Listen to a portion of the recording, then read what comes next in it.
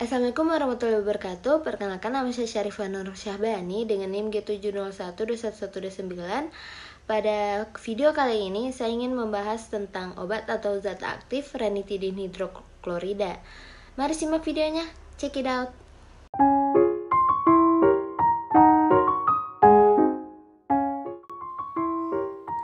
Ranitidin hidroklorida ini merupakan antagonis reseptor H2 yang digunakan untuk pengobatan ulkus peptikum dan duodenum dengan atau tanpa infeksi Helicobacter pylori dan untuk penyakit gastroesofageal.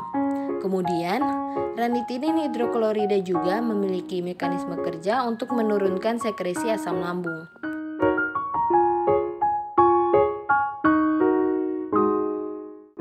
Efek samping ringan seperti efek samping gastrointestinal, sakit kepala atau mengantuk, dan juga memiliki insiden yang sangat rendah dari reaksi anafilaksis.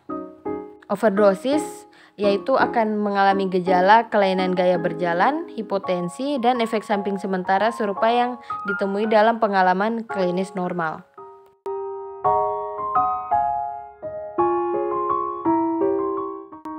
Adapun mekanisme kerja dari ranitidin ini yaitu ranitidin secara kompetitif dan reversibel menghambat histamin pada reseptor histamin H2 sel parietal lambung sehingga menghambat sekresi asam lambung dan volume lambung serta mengurangi konsentrasi ion hidrogen. Nah, durasi mekanisme kerja ranitidin ini sekitaran 12 jam.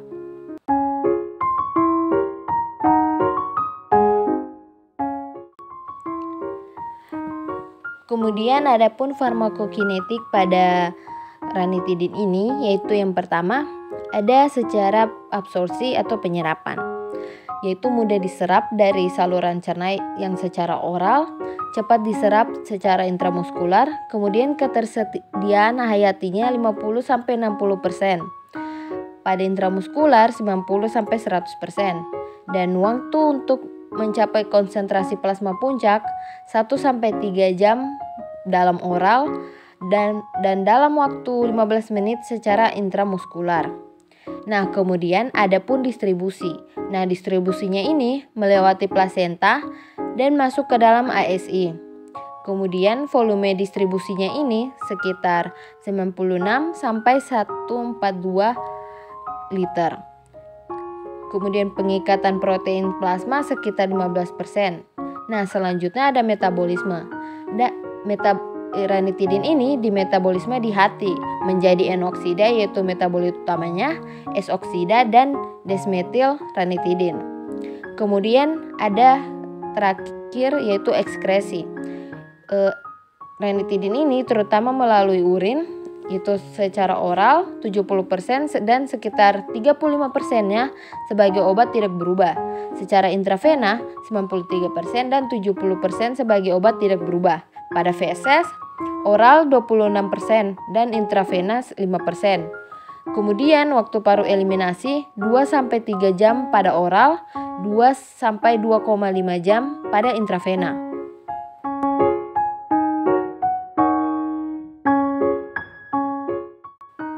Selanjutnya ada rumus struktur pada ranitidin hidroklorida yang bisa kita lihat pada gambar ini.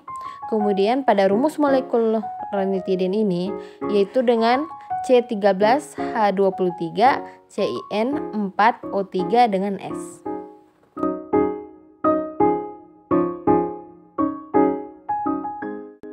Dosis ranitidin hidroklorida yang direkomendasikan adalah 150 mg 2 kali sehari.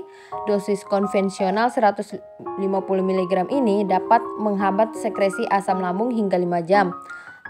Alternatifnya dengan dosis 300 mg sekali sehari.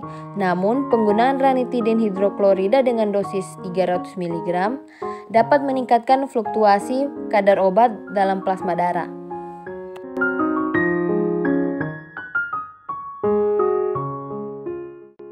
Interaksi obat pada ranitidin ini yaitu perubahan waktu protombim dengan antikoagulan kumarin, misalnya warfarin. Kemudian, ranitidin dosis tinggi dapat mengurangi ekskresi dan meningkatkan kadar plasma prokanamid dan metabolit aktif pada N-asetil prokanamid. dapat meningkatkan penyerapan midazolam, triazolam, dan glipisid, dan juga dapat mengurangi penyerapan atazanavir, delafirdin, ketokonazol, dan gefitinib. Kemudian mengurangi paparan erlotinib dan mengurangi penyerapan dengan sukralfat dosis tinggi dalam kurung 2 gram.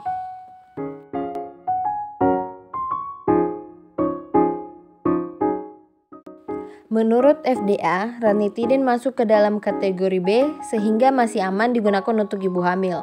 Penggunaan ranitidin pun aman jika digunakan oleh anak-anak, orang tua, serta orang dewasa dengan gangguan fungsi ginjal karena efek samping yang tidak diinginkan jarang terjadi, namun berpotensi berakibat fatal.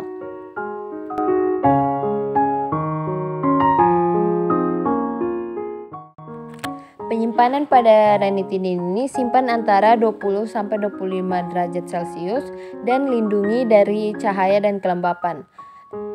Rekomendasi pada penyimpanan mungkin berbeda-beda untuk setiap produk dan lihat pada pedoman produk tertentu.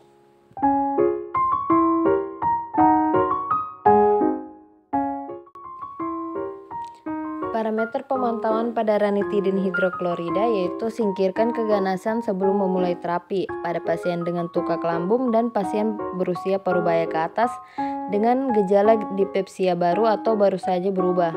Ukur pH intragastrik dan usahakan untuk mempertahankan pH di atas 4 saat digunakan untuk mencegah pendarahan gastrointestinal akibat stres.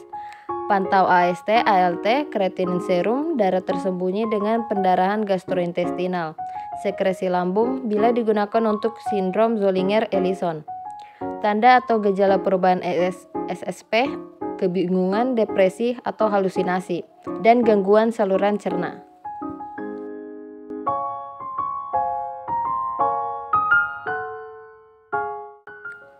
Reaksi merugikan yang disebabkan oleh obat atau zat aktif ranitidin hidroklorida ini yang paling signifikan itu peningkatan kadar ALT terutama pada dosis tinggi atau penggunaan intravena jangka panjang. Kemudian dapat mengurangi penyerapan vitamin B12 dalam penggunaan jangka panjang, dapat meningkatkan risiko berkembangnya pneumonia yang didapat dari komunitas. Kemudian adapun jarang terjadi kebingungan mental yang reversibel, brakikardia yang berhubungan dengan pemberian suntikan yang cepat, terutama pada pasien dengan faktor predisposisi gangguan irama jantung, dan dapat memicu serangan porfiri akut.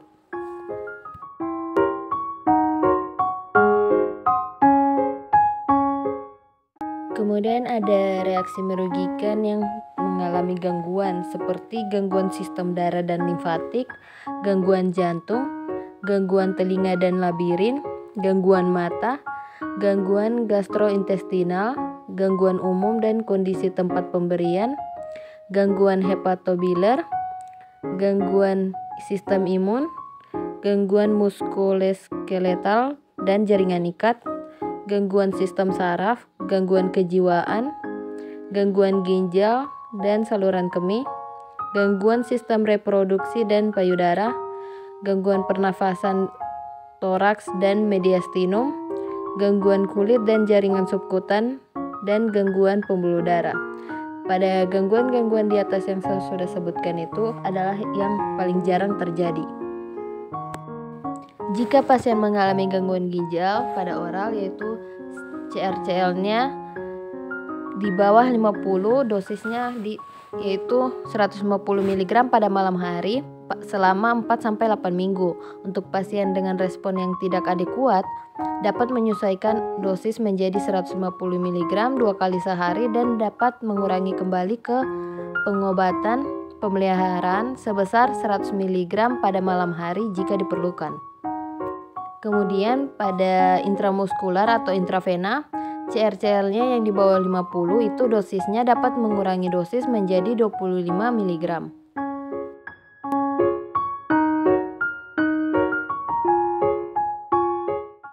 Tindakan pencegahan khusus pada ranitidin hidroklorida ini, pasien dengan penyakit paru-paru kronis atau diabetes, pasien dengan imunokompromis atau sakit parah, pasien yang memakai NSAID yang terutama pada mereka yang memiliki riwayat luka lambung. Hindari penggunaan pada pasien dengan riwayat porfia akut, perokok, dan gangguan ginjal dan hati. Terus kepada anak-anak dan orang tua, kehamilan dan menyusui.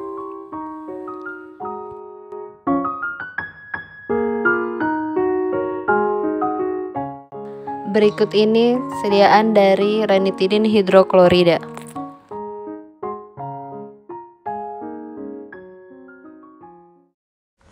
Sekian yang bisa saya sampaikan pada video kali ini tentang ranitidin hidroklorida. Mohon maaf bila ada salah kata atau pengucapan. Wabillahi taufiq wal hidayah. Wassalamualaikum warahmatullahi wabarakatuh. Sampai jumpa.